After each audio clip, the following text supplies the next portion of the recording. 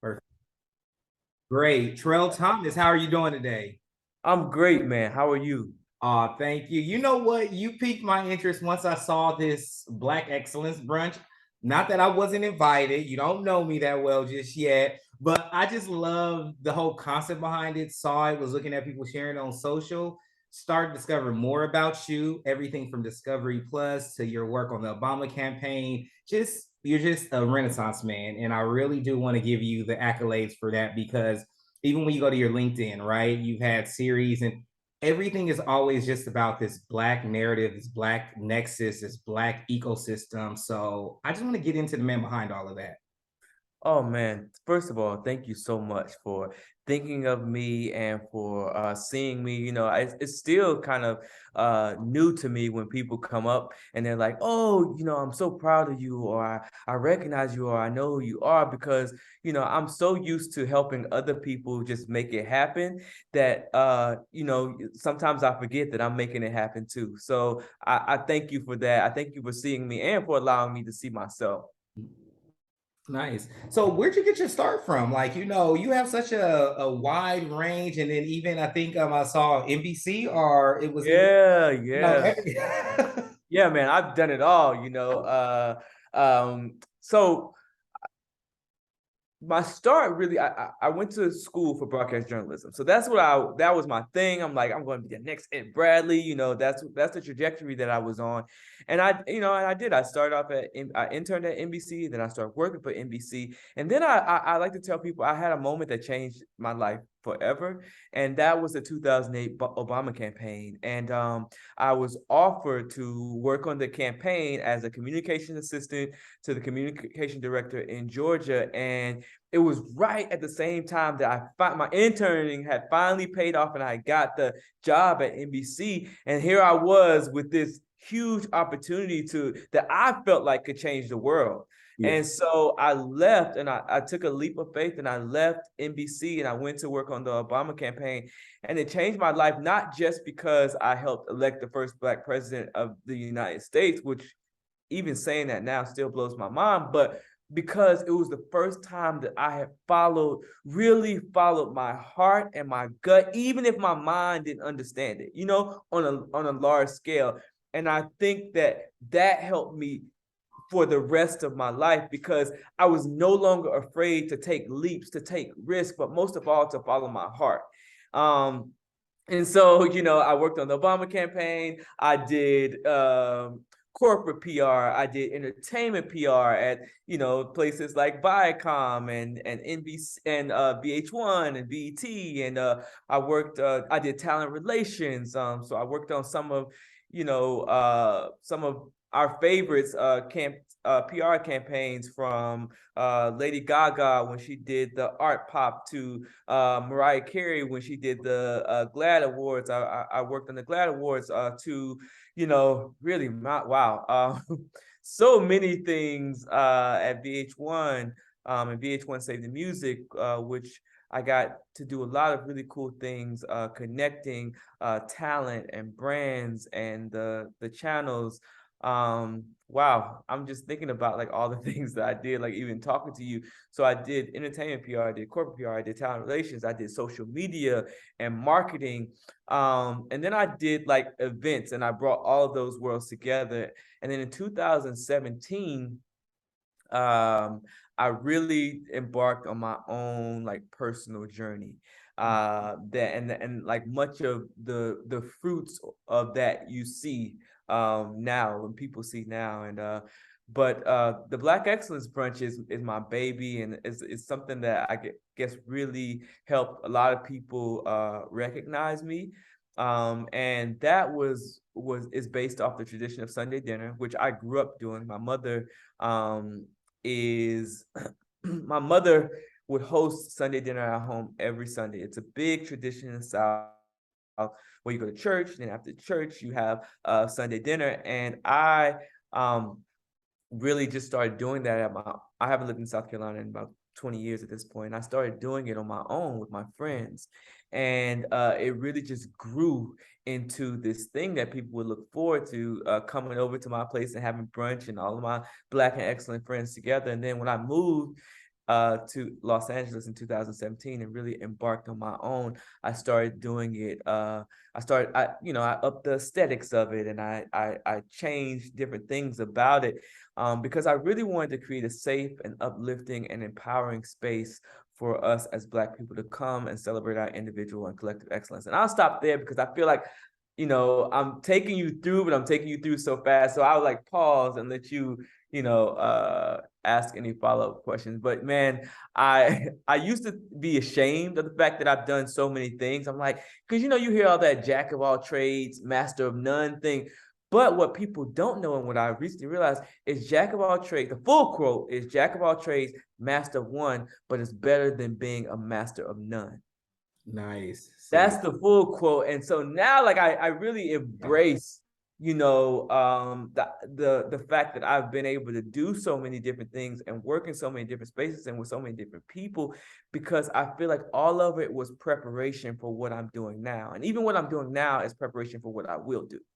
Nice. I love that. And no, keep your journey. I take mental notes as you speak. One thing I will say, I can tell you're so humble because it's hard for you to even talk about your accolades. I can see you It think, like, is. am I saying more? Am I saying too much? Yeah, maybe I should stop. Maybe I'll diverge. You said you only talked about 2 campaigns and then you're just okay, let me swerve away. So, I feel Yeah. like as of, from a journalistic standpoint, I pay attention to all the like, the body language and just seeing how people talk because you can tell when people I have a thing when I tell people when they are speaking, I can tell when someone's trying to get all the way through it because they speak really fast because they just if you stop, then you're not gonna say anymore or you don't want to stop. So no, it's beautiful, and I think sometimes these are the outlets and the moments where you should be able to talk about it, because we live in a society where if you're sitting around not excellence, your accolades are going to make other people feel some type of way. But when you're sitting around excellence, your accolades are going to match the accolades of other people, are the ambitions of other people to want to get there one day without the regret or resentment that they're not there now.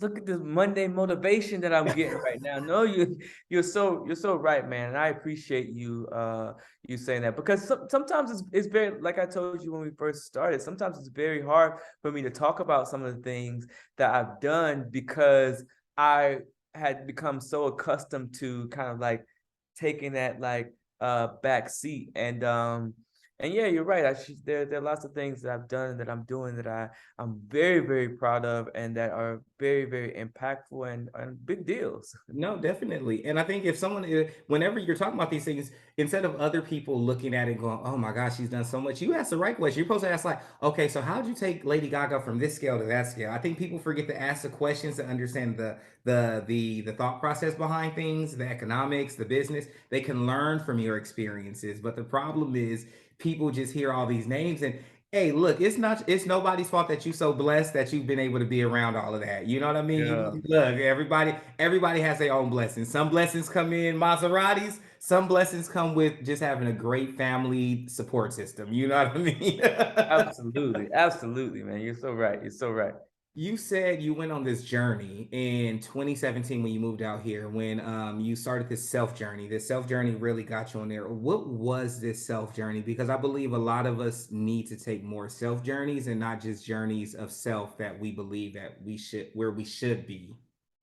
Yeah, absolutely. I think for me, it was more so like I had done so much to build other people's. I worked in a lot of corporate spaces, and I had done so much to build up other people, and other these giant entities. And I just felt like I wanted to do more to build up people. Like I wanted to give to the little trail, right? Like I didn't have the opportunity. Everything that I saw was on TV. And there were people here and there in my life that, would say little things, but I never really got to like I never really had people to really pour into me that were, in places that I really inspired to be, and outside of my family members who I credit for giving me so much.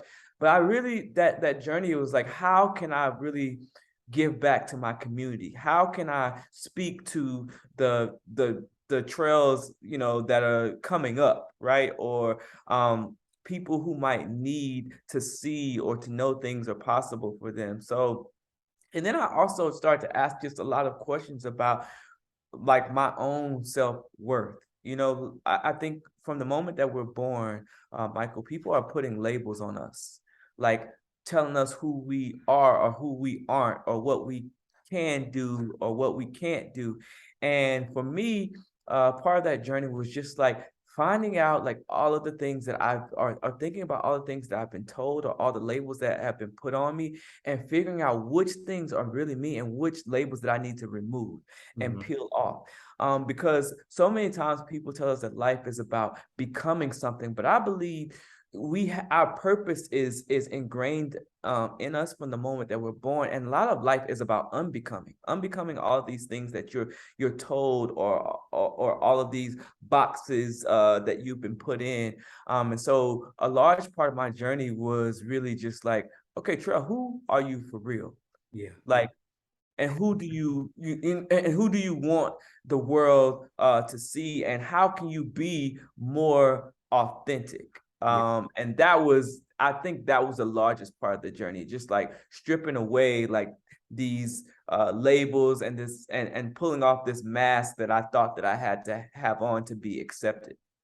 No, I think that's such a powerful statement because I told a friend of mine, I was just talking to my best friend, and was saying that the biggest thing is you have to unlearn yourself. The best power is when it's uncomfortable. I love uncomfortable situations because it teaches me, right? Because I'm always a guy, I love to smile and I always look to be happy, but then I even tell people even that small nuance of who I am, and a lot of my friends love that. I always say, well, also now that becomes an ego thing because now that's what I'm supposed to be known for. That means I can't go through emotions. That means I should never have a downtime. That means I need to show you that.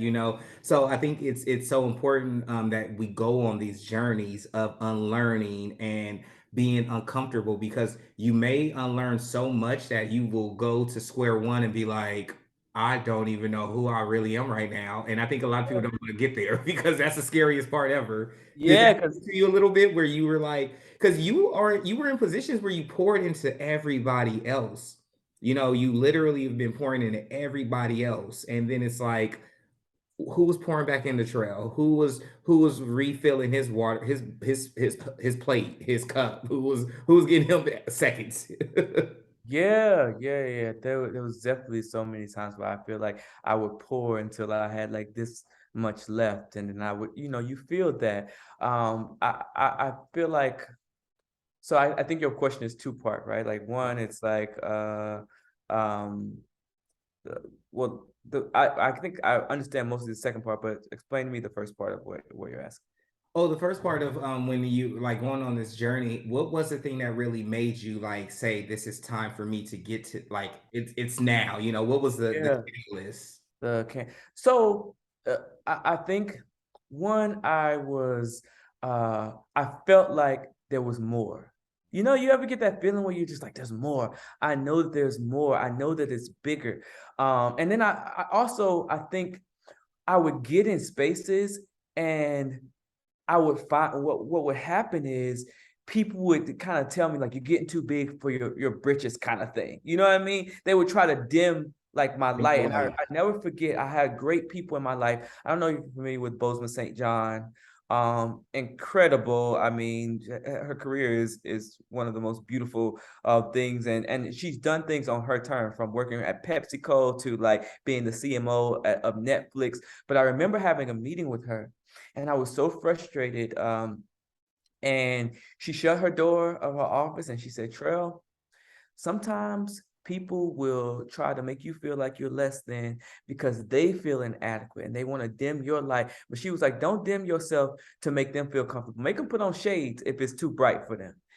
And it really, really like stuck with me. And I walked out of that room, and I felt less like I needed to shrink down, and more that I need to like really just really pop out.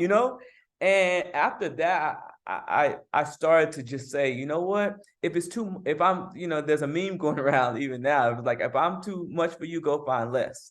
And I yeah, started to operate and kind of in that mindset of like, no, Trail, like, be all, if you feel like there's more you can do, if you feel like this is possible, if you feel like you want to go for that, then do it. And so I really started to have that kind of power self-talk with myself, and that helped me really bud, but a lot of it, to be honest with you, came from at the beginning came from just people. Like I always feeling like, am I doing too much? Or am I too like loud? Am I getting too like, I always felt like, am I, like, am I too much? But I've always just been trying to be myself, and so that was a catalyst, I feel like. And I have to say that having great like mentors and friends, like Bozeman St. John, who spoke life into me when I felt low, really helped me to realize that, my gift is my gift. And if my gift or my light intimidates someone else, then that's not my problem. Yeah. And I don't have to shrink to make them feel comfortable. No, I love that. I told a friend of mine one time because she was saying like her truth and she had a problem telling her truth to somebody, right? And I said, and I'm kind of I'm very a straightforward person, I think my mom growing me up to like just know who I am and accept who I am as a person, you know what I mean? As just a human being. And so I always try to push that into my friends. And she was like, well, my truth, I don't want someone to be offended. I said, if your truth offends anybody, that's on them. I said, why would I said they're only in philosophy, you're not supposed to, there's three things you're not supposed to do: steal, all the other stuff, right? I said, but philosophically, if my truth affects you because you just don't like it or you felt it offended you, I said, that's all that. I said, if you walk around holding in your truth because you don't want to offend people, I said, that's the worst type of life to live. I said, Yeah, it because they're is. not, because everybody else is telling you their truth. They telling you how they feel. They telling you what they want. They being extra, but it's only certain people that they want to go to. It's like you, Trell, because it's like they can see it. You know what I mean? It's almost like sharks in the water. They can see it. It's like, oh man, we see it, but we also know we can affect them too.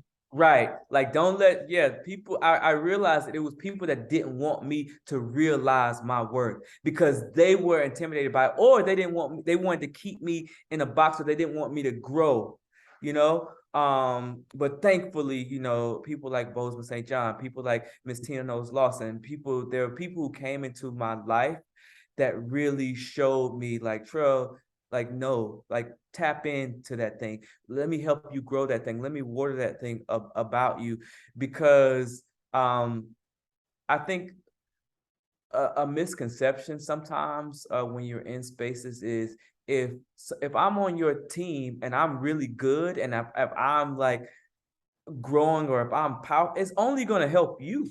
But sometimes people are intimidated and they want to suppress that, and they really end up hurting themselves in the long run. But yeah, I think too, I'm from South Carolina, right?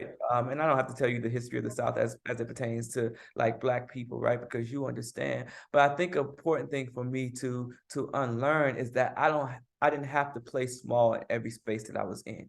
In the South, like a lot of times as a Black person, you learn to shrink back.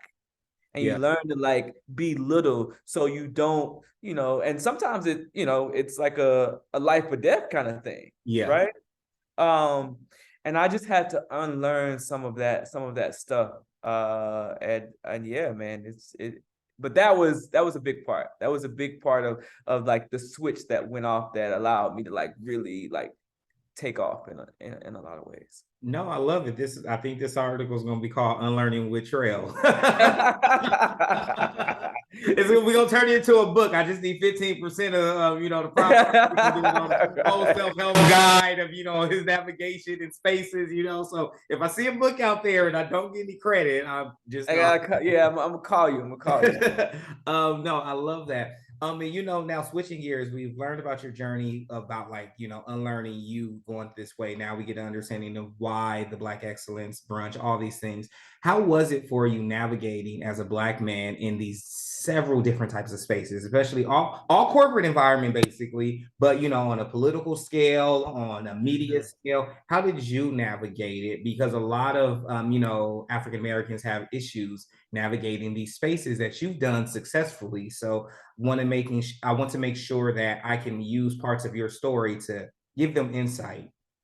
Yeah, I think a couple of things. I remember, even this is so vivid for me, because I would often like go even to myself, like even during the workday, and I would say, why not me?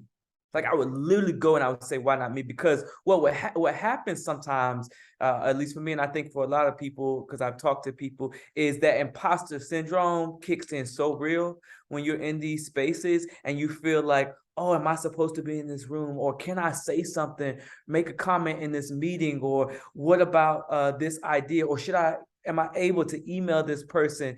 And it's just like talking to yourself in those moments and speaking life into yourself, and also remembering that if you weren't supposed to be there, you wouldn't be there. Like every place that we're in, every room that we sit in, every call that we're on, every meeting that we're in, we're there because we have something to add. And I think on the flip side of that too is like being I would often open the door for other people. That was really important to me.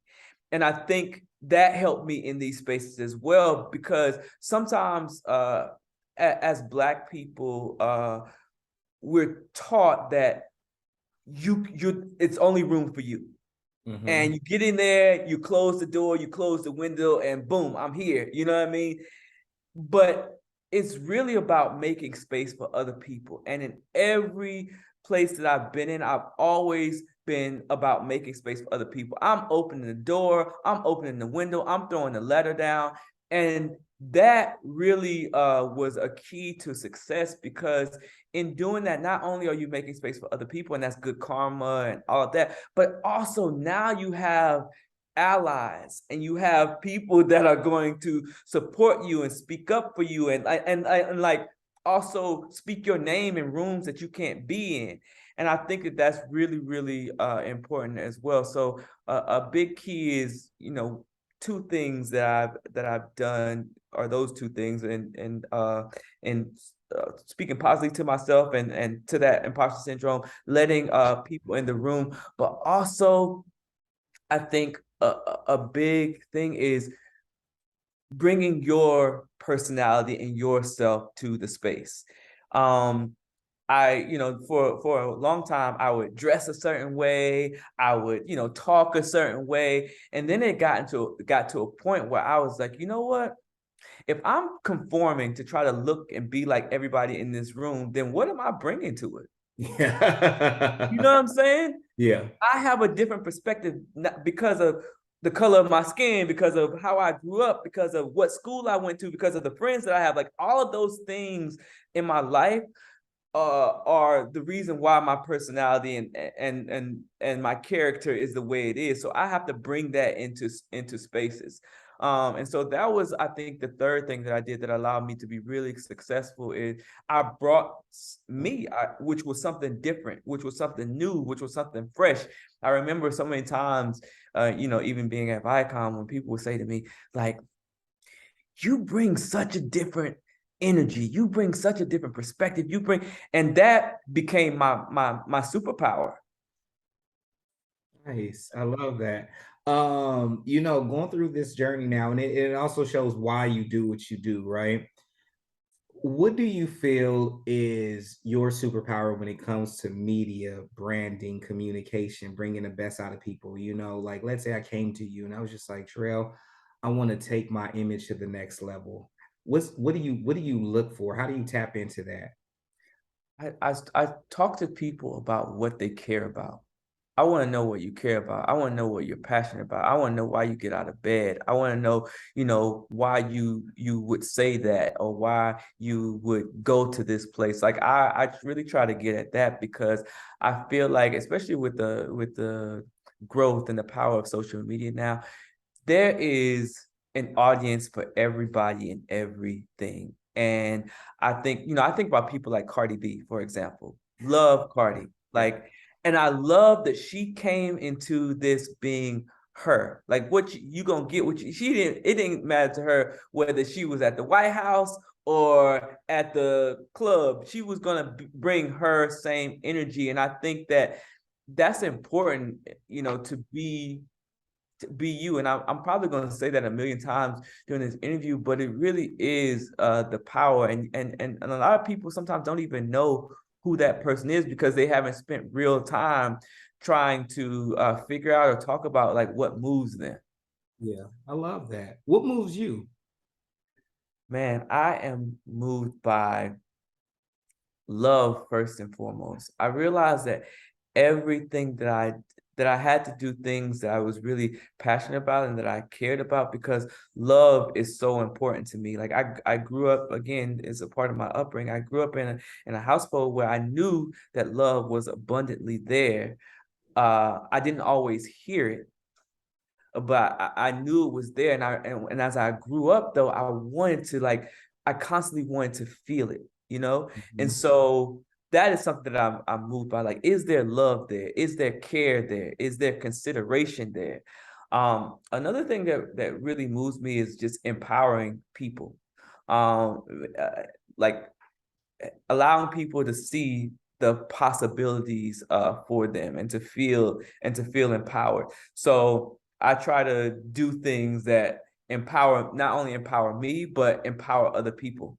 And I feel like if I were to say a third thing that really moves me is and like I'm trying to figure out the way to say this, but I'm just gonna say like luxury, like the fine, like nice things, and not just like you know uh watches and stuff like that, but nice things as in nice experiences. I Yeah. like for you, and that could be as simple as like when you walk through the door, someone offering you water or like asking you like how are do you feel? You know what I mean? I'm moved by the that type of thing, by like you know and I guess the better word is, or it goes back to like consideration and like care and attention to detail. Mhm. Like I'm moved by those things. Nice. I love that. I always like to be conscious of our time since I'm running out of time, which is a good thing. It seems we could talk for hours, but Yeah. um, You're good. for you, what's next on your plan of action for not just the rest of this year, but before you go, what do you want to leave your impact on this world? Yeah, man. God, that's such a powerful question. You know, creating so I created a show called Profile of the Black Man. It's on Discovery Plus. It's a docuseries, 4-part docuseries that really looks at stereotypes that affect Black men specifically. It touches on stereotypes that affect Black women as well in the Black community. Um, but create that was my first piece of content that I ever created and executive produced. Um, and there was something so liberating and powerful in doing that because it allowed us to tell our own stories. If you know what I mean. So many times, like other people are given the opportunity to tell our story, and oftentimes incorrectly. Mm-hmm. And so that was empowering, not just for me, but everybody that was on that project. And so like what's next for me is really creating more, telling more stories, really helping to shift the narrative that is sometimes around the Black community and really helping to like uplift us and empower us, right? Um, and the same through the Black Excellence Brunch. But I want to just create more content, create more spaces that really remind us of our worth and our value. Um, when I think about what I want people to say about me is that I want people to say that I I was intentional, or I am intentional about building spaces that love on us, that uplift us, and just curating opportunities and building community that really that's such a deep question, really. And I'm getting like all emotional. So I'm like, That's that good. really, allow us to see us Yeah. in our most beautiful, radiant, and grandest light, I Nice. guess I would say. But yeah, man. No, that's beautiful. I love it. No, thank you so much. This has been great. I hope you've enjoyed yourself. I've enjoyed myself. I have. And I hope you got like, what I got a lot of things I needed. So Yeah, definitely man, I got because it done. I there's so many things to talk about, but I'm excited I'm always excited when people reach out to me, and it really helps me to see myself, which sometimes, when you're moving 100 miles an hour, you don't get to see yourself. So thank you for that again. No, definitely.